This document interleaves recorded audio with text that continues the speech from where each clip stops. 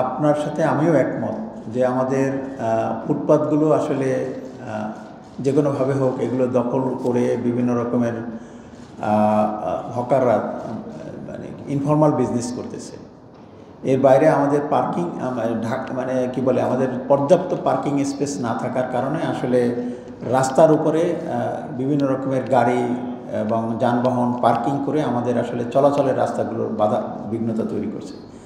তো এইটি আপনারা জানেন যে পরিবর্তিত বাস্তবতার কারণে আসলে আমরা প্রাথমিকভাবে এগুলোকে হাত দিতে পারি নাই, বা এটা হয়তো অন্য কোনো ঝামেলা তৈরি করবে, এই কারণে আমরা কিন্তু এখন যেহেতু আমার এখন একটু সময়টা স্থিতিশীল হয়ে আসছে।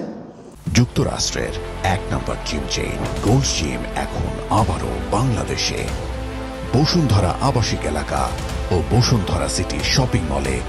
তো আমরা ইতিমধ্যেই আমাদের যে সকল যে আমাদের আঞ্চলিক নির্বাহী কর্মকর্তা ইতিমধ্যে আমরা তাদেরকে নির্দেশনা দিয়েছি যে সমস্ত জায়গায় ফুটপাত দখল হয়ে আছে, বিশেষ করে রাস্তা দখল করে রেখেছে, এইগুলো যাতে দ্রুত উচ্ছেদ করা হয়।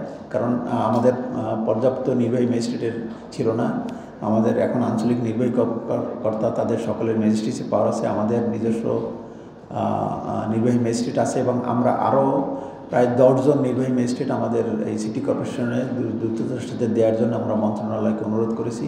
আশা করি তারা অচিরেই আমাদের সাথে যোগ দিলে আমরা এই উচ্ছেদ কার্যক্রমে শুরু করে দেব।